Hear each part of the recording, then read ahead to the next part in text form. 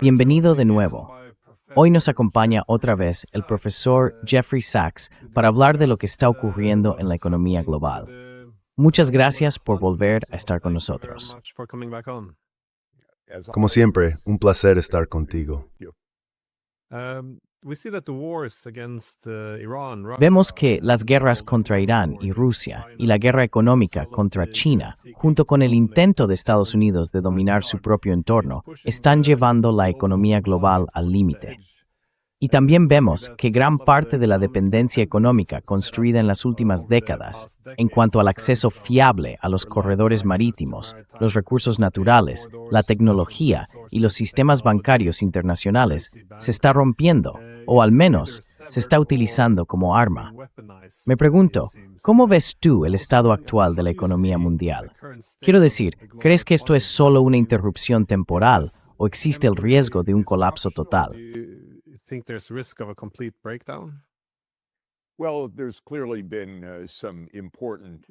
Bueno, está claro que ha habido fallos importantes. La relación comercial y de inversión entre Estados Unidos y China nunca volverá a ser lo que era hace 10 años. Dinámica, con confianza, con inversiones mutuas en ambas direcciones. Creo que esa etapa se ha terminado. Y claramente los vínculos entre Europa y Rusia están dañados, quizá hasta un punto sin retorno para nuestra generación. Eso es muy significativo. Europa es la gran perdedora en esa ruptura. Está claro que se está produciendo una regionalización, porque ahora hay muchos más riesgos en todo lo que tiene que ver con el comercio y la logística a larga distancia. Así que las relaciones comerciales y de inversión dentro de Asia se están fortaleciendo. Y es probable que las relaciones comerciales y de inversión dentro de África también se fortalezcan.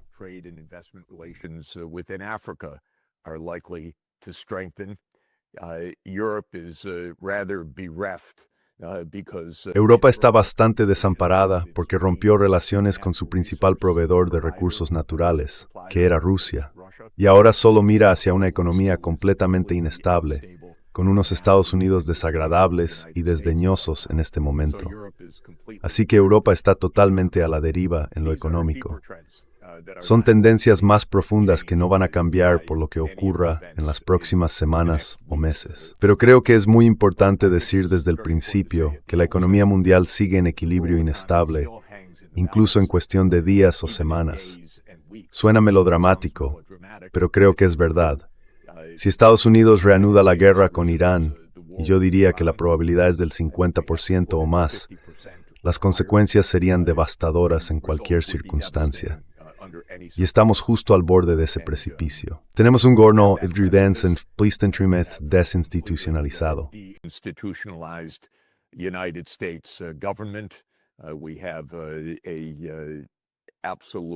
Tenemos un gobierno israelí completamente fuera de control, un estado militar. Se ha convertido en nada más que un estado de guerra, y lo que quiere es que la guerra continúe. Si el conflicto que ahora mismo está a fuego lento vuelve a hervir, entonces cuando nos volvamos a reunir después de eso, si llega a ocurrir, todo se acelerará de forma dramática, se amplificará y será muchísimo peor en su impacto económico a corto plazo.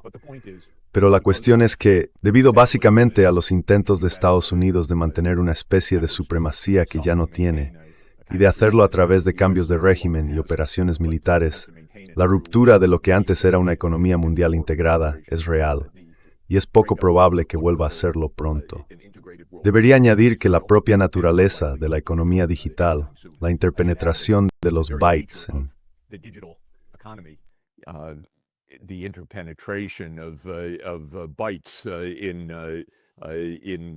la economía digital, eso significa que Estados Unidos, desde un punto de vista militar y de seguridad, está decidido a crear una parte del mundo centrada en sí mismo, separada de la de China.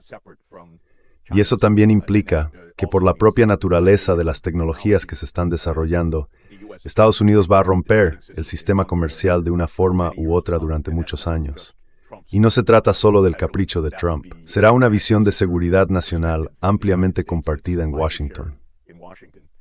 Así que vivimos en un mundo fragmentado. Pero creo que esa fragmentación deja a Europa realmente al margen de todo. Probablemente deja a Estados Unidos centrado sobre todo en intentar controlar unas Américas cada vez más difíciles de manejar, que no van a aceptar el aumento del dominio estadounidense que el país intenta imponer ahora. Y creo que Asia se irá integrando cada vez más. Y el gran ganador de todo esto será Asia.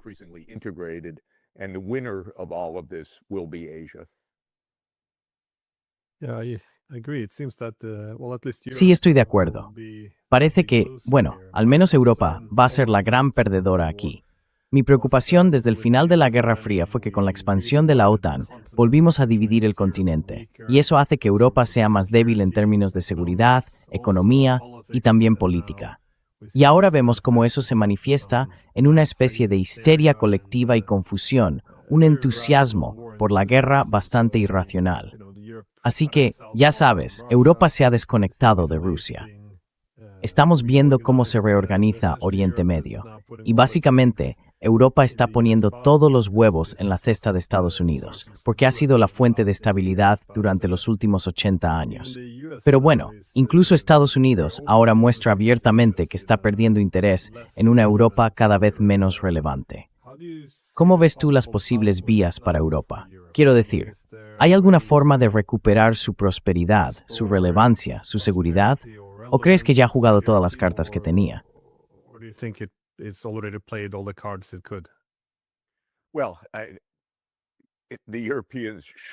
Bueno, los europeos deberían haberse dado cuenta de que fueron los Estados Unidos quienes trabajaron muy duro para mantener separadas a Europa y Rusia. Durante décadas, fue Estados Unidos quien advirtió contra el Nord Stream y contra el acercamiento entre Alemania y Rusia, lo que en la práctica significaba romper esos lazos. Eso fue bueno para Europa y especialmente bueno para Alemania, como la principal economía, el motor económico de Europa, diría yo. Y Estados Unidos veía todo eso como un riesgo para su propia posición dominante y su influencia política en Europa. Así que Europa debería haber notado que tenía poder de negociación. Pero Europa siguió el juego por completo. Con Estados Unidos se dejó seducir por la idea de expandirse hacia Europa Central y del Este. Esa idea me gustaba, pero no me gustaba la idea de levantar un nuevo muro para excluir a Rusia.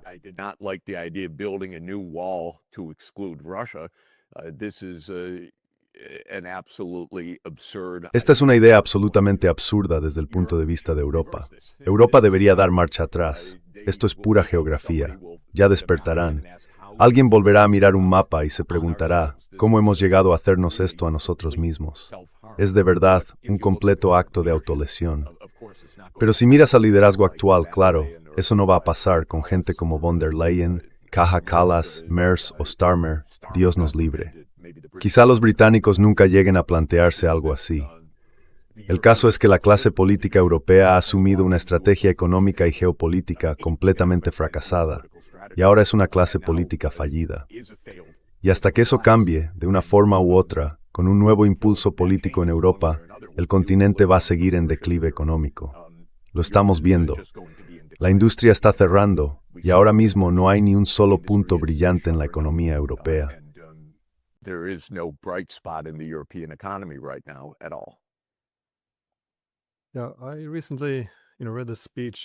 Hace poco leí el discurso de Elbridge Colby, el subsecretario de Defensa para Política, y lo que me pareció más llamativo fue que no daba la impresión de que la guerra en Ucrania deba terminar.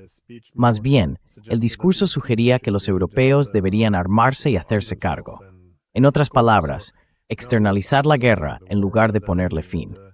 Y, como hemos visto, los europeos acaban de aprobar esos $90.000 millones para Ucrania. Lo llaman un préstamo, pero creo que eso es más bien para engañar a su propia opinión pública, porque ese dinero no va a volver. Al mismo tiempo, parece que hay una creciente disposición a implicarse más directamente en esta guerra con Rusia. Pero, mientras vemos eso, también vemos que crece la oposición en Europa, porque como decías, las élites políticas y la ciudadanía no están necesariamente en sintonía. ¿Ves algún cambio en esto? ¿Gente que empieza a despertar entre el público? ¿O crees que las élites políticas actuales están demasiado atrincheradas?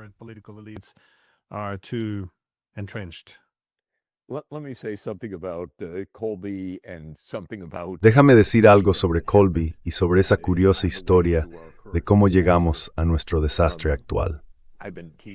Llevo 46 años enseñando comercio internacional, y cuando era estudiante estudiábamos el comercio internacional y por qué era bueno, por qué era beneficioso para ambas partes, y dedicábamos unos 15 minutos en todo el semestre a lo que se llamaba la excepción de seguridad nacional.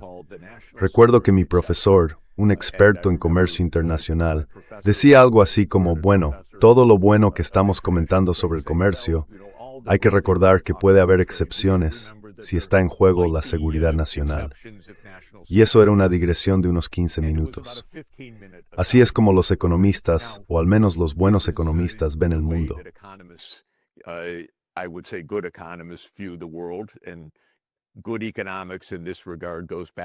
Y una buena economía, en este sentido, nos remonta a Adam Smith. Este año celebramos el 250 aniversario de la riqueza de las naciones. La idea de Adam Smith era que un mercado mundial en expansión es beneficioso para todos los participantes. Era un gran humanista y decía que todos saldrían ganando. Incluso los pueblos empobrecidos y colonizados de su tiempo se fortalecerían gracias al comercio internacional y al intercambio de ideas, y que habría un reequilibrio del mundo, de modo que todas las regiones se beneficiarían del libre comercio. Smith aconsejó a la monarquía británica y al parlamento de su época en 1776, renunciad a las colonias americanas. No necesitáis control militar, basta con comerciar con América. No hace falta una política imperial.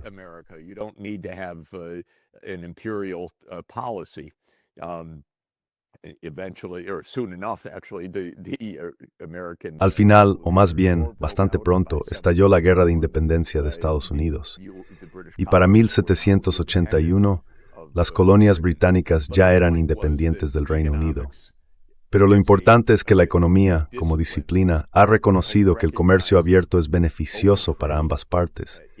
Claro, el comercio bajo una imposición colonial o imperial no lo es, pero el comercio abierto entre naciones soberanas sí resulta mutuamente beneficioso. Lo que ocurrió en Estados Unidos fue que, a medida que el país perdió confianza, sobre todo con el ascenso de China, pero también con el avance de muchos otros países, la posición dominante de Estados Unidos en la economía mundial empezó a disminuir. Y entonces, tengo que decirlo, la economía fue tomada por la gente de relaciones internacionales, que ven el mundo no como un juego en el que todos ganan, sino como uno en el que unos ganan y otros pierden.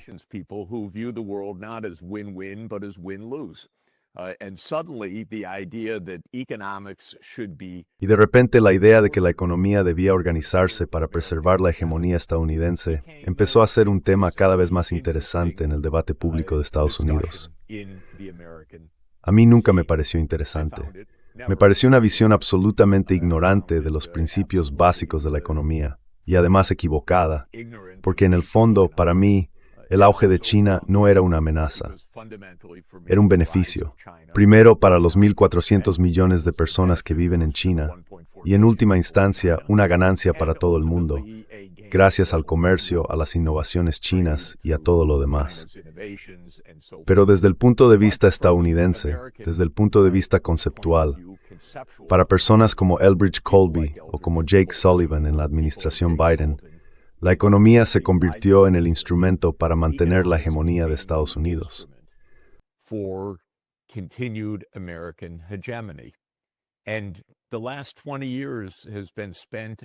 Y los últimos 20 años se han dedicado a perfeccionar los instrumentos de la guerra económica.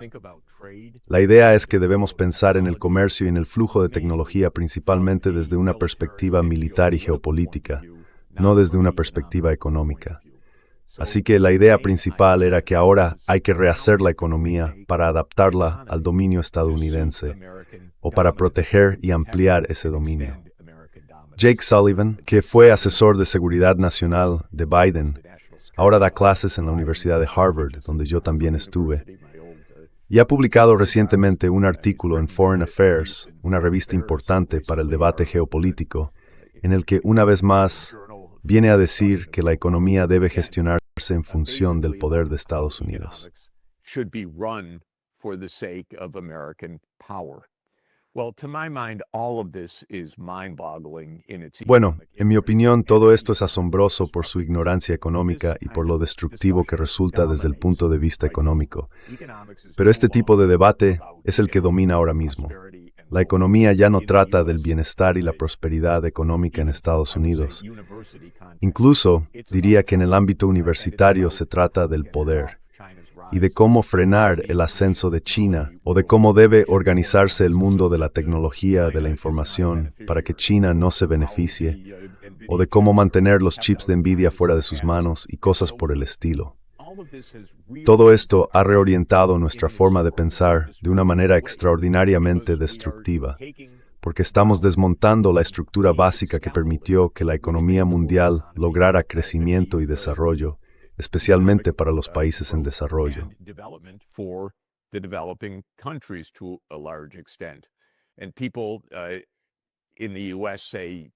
Y la gente en Estados Unidos dice que la globalización fracasó. Pero no, la globalización no fracasó. La globalización sentó las bases para un progreso económico mundial que fue especialmente rápido en los países en desarrollo y en las economías emergentes. Eso es un éxito, no un fracaso. Lo que sí hizo ese crecimiento económico fue reducir, en particular, la participación de Estados Unidos en la producción mundial total. Y eso es lo que pone nerviosos a esos llamados estrategas. Ellos quieren mantener la dominación estadounidense, no el bienestar de los estadounidenses. Así que el pueblo estadounidense está sufriendo por esta guerra absurda en la que estamos, porque esta guerra con Irán es trágica, pero además completamente absurda. Nunca debería haber ocurrido. Cualquier presidente con un mínimo de sensatez habría sabido que no debía hacerlo.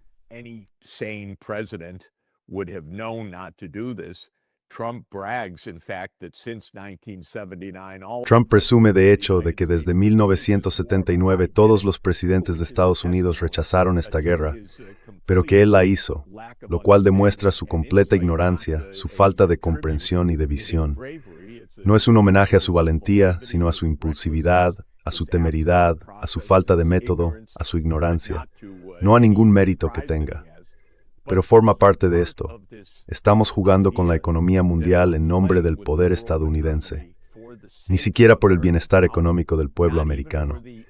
Así que, Glenn, como decías, en toda Europa la gente está indignada, y lo estará aún más en los próximos meses, porque su nivel de vida va a seguir bajando. También están indignados en Estados Unidos.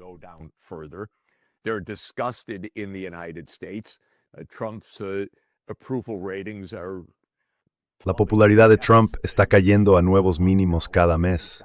Ahora mismo tiene un 34% de aprobación y creo que un 62% de desaprobación, con un par de puntos de gente que no sabe, unos pocos que no tienen opinión. Pero esto está ocurriendo en todo el llamado mundo occidental, que ha convertido la economía en un arma dirigida contra Rusia y contra China, en lugar de usarla como una herramienta para el bienestar, que podría ayudar tanto a Rusia y a China como a nosotros mismos. Básicamente eso es lo que ha pasado.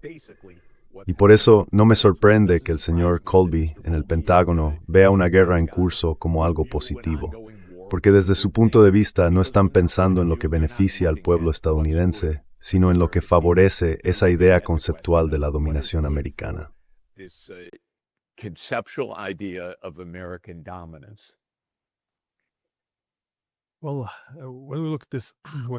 Bueno, cuando hablamos de esta instrumentalización de la conectividad económica, claro, bloquear el acceso de China a ciertas tecnologías o confiscar los fondos soberanos de Rusia es una cosa. Pero hay un ámbito de la guerra económica que históricamente ha sido causa de conflictos, los bloqueos navales. Y sí, esa restricción del acceso a los corredores marítimos de transporte no parecía un gran problema en las últimas décadas. Pero ahora vemos, seguramente viste un discurso reciente de Trump, en el que presume más o menos de que, bueno, somos básicamente piratas ahora, que podemos incautar barcos, quedarnos con ellos, con su carga. Y no es solo palabrería.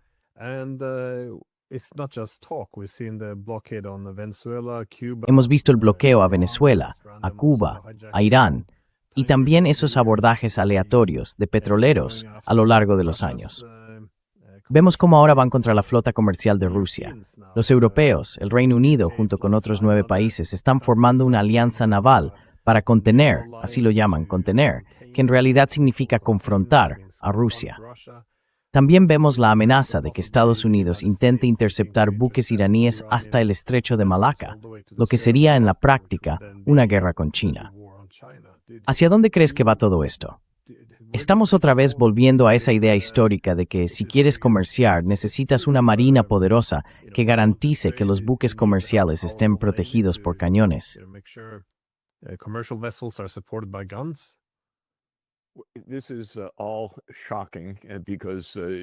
Todo esto resulta impactante, porque algunos de los principios más básicos de la diplomacia internacional han sido la libertad de navegación en alta mar, y que Estados Unidos esté defendiendo la piratería.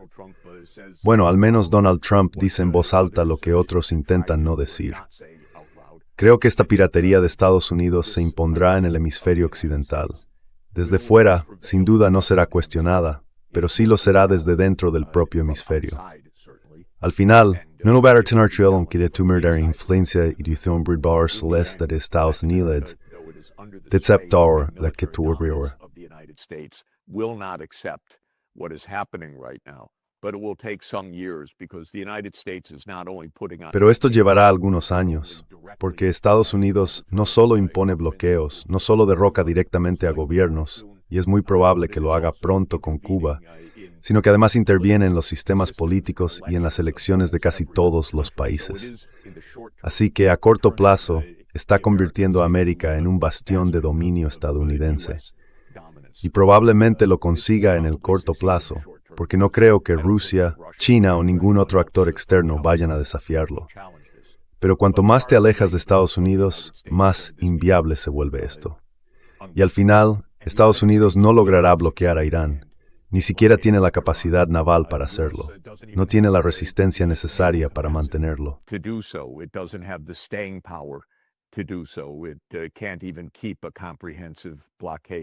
Ni siquiera puede mantener un bloqueo completo desde un punto de vista estrictamente militar, pero desde una perspectiva geopolítica, y con China, Rusia y otros países que se oponen a esto, no creo que pueda durar. Si Europa es lo bastante insensata como para enfrentarse directamente a Rusia y a la navegación rusa, habrá guerra entre Europa y Rusia, y Europa quedará devastada. La actual clase política europea, con algunas excepciones, unas pocas personas que realmente están reflexionando sobre esto, pero pienso en los principales dirigentes, en Merkel, en Macron y en compañía, podrían en el poco tiempo que les queda en el poder, llevar a Europa a la destrucción, no solo a un declive económico, que ya llevan provocando desde hace varios años.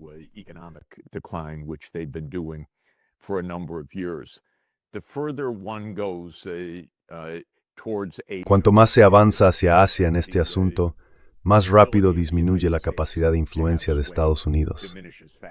Creo que una de las lecciones de la guerra de Ucrania y de la guerra de Irán es que el dominio militar estadounidense ya no resulta tan impresionante. Esto tiene que ver con un cambio tecnológico. Tiene que ver con el auge del poder militar de Rusia, de China, de Corea del Norte y de Irán. La propia naturaleza de la tecnología hace que los grandes y costosos sistemas de armas de Estados Unidos no estén especialmente adaptados al tipo de guerra que existe hoy. Así que pienso que cuanto más cerca se está de Asia, menos relevante se vuelve Estados Unidos.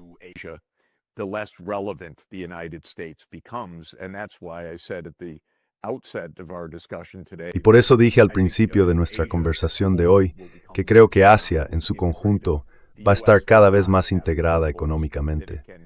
Estados Unidos ya no tendrá esos puntos de control que podía mantener. China ya cuenta con una marina formidable y está construyendo muy rápido un ejército muy sofisticado, impulsado por inteligencia artificial. Y desde luego, no es ingenua respecto a las intenciones de Estados Unidos. Así que no veo que Estados Unidos pueda imponerse en su estrategia general o en su objetivo de hegemonía, ni creo que pueda proyectar poder en Asia. Y si las cosas se ponen realmente difíciles, y China actúa en su propia región del mismo modo que Estados Unidos actúa en la suya, y digamos que China decide, por la razón que sea, y espero sinceramente que nunca se llegue a eso, y que no sea necesario, pero que China bloquee Taiwán.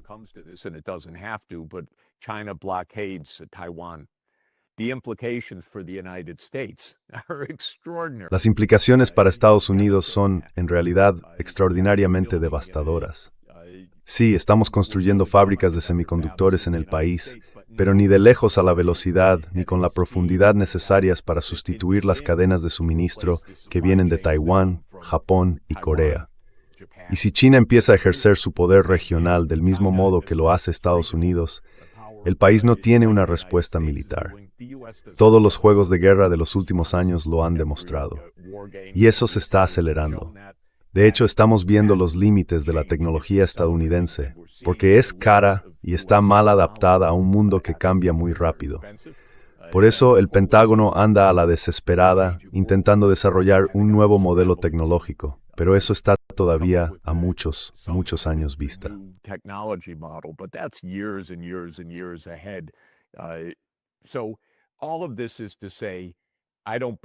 Así que, en resumen, no creo que Estados Unidos pueda imponer su voluntad, ni siquiera en la guerra con Irán. Creo que es muy posible que intente hacerlo en los próximos días o semanas. Y entonces, hablemos de nuevo, porque la situación mundial, a corto plazo, va a empeorar de forma dramática. Todo lo que estamos diciendo ahora no encajará con la realidad, ni siquiera dentro de 4, 5 o 6 semanas, si se reanuda una guerra abierta en la que la infraestructura física de la región del Golfo quede gravemente dañada. Y ese es probablemente el resultado más probable. En definitiva, todo esto significa que Estados Unidos va por el camino equivocado. Actúa de forma irracional, con un liderazgo muy deficiente y bastante desesperado por mantener el control sobre algo que ya no controla. Y por eso, como suelo decir, Estados Unidos es, con diferencia, el país más peligroso del mundo, porque intenta hacer algo que no puede conceder.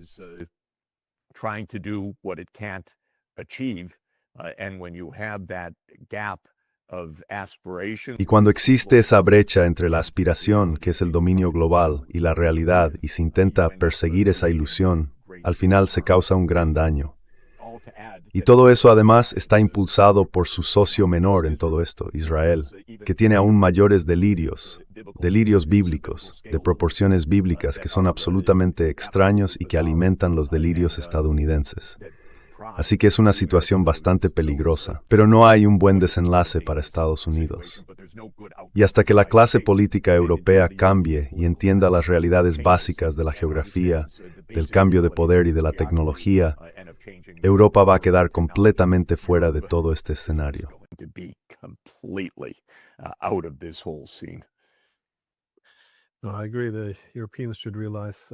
Estoy de acuerdo en que los europeos deberían darse cuenta de que la geografía es destino, pero en cuanto a Estados Unidos, desde luego, es un país muy resistente. Aún así, me pregunto cuánta presión puede soportar, porque toda esta idea de que puede sustituir el suministro energético a Europa y al este de Asia, todo eso parte de la suposición de que las otras grandes potencias se quedarán de brazos cruzados y no reaccionarán, y de que sus vasallos seguirán siendo obedientes.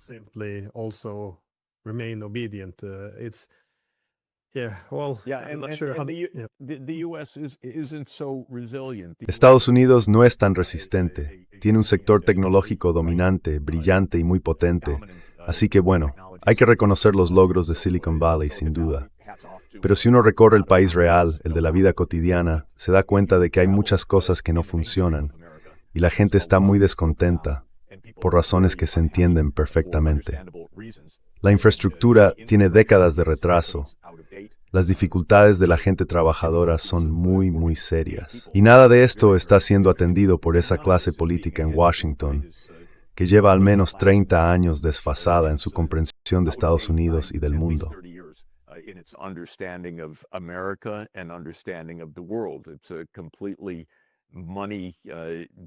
Para empezar, es una clase política completamente movida por el dinero y corrompida. Y lo que se dice en Estados Unidos tiene muy poco que ver con la realidad del mundo actual. Así que no creo que el país sea tan resistente en ningún sentido, y el descontento es enorme. Creo que basta con mirar la pregunta que hace Gallup a los estadounidenses. ¿Cree usted que el país va por el buen camino? Y ahí, Más o menos 1 de cada 5 responde que sí, mientras que la gran mayoría dice que no. Es el IVATSI con nosotros y no está pasando nada. Nada.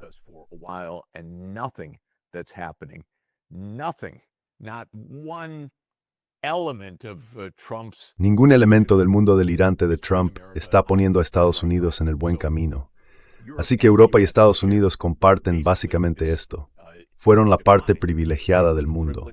Ya no lo son. Ambos están dando tumbos, intentando entenderlo, y ambos fracasan en comprenderlo. Europa aferrándose a Estados Unidos, que no tiene ningún interés político en Europa. Y Estados Unidos aferrándose a la ilusión de una dominación que proclamó hace 34 años final de la Unión Soviética. Aquello ni siquiera era cierto entonces, y hoy es completamente delirante.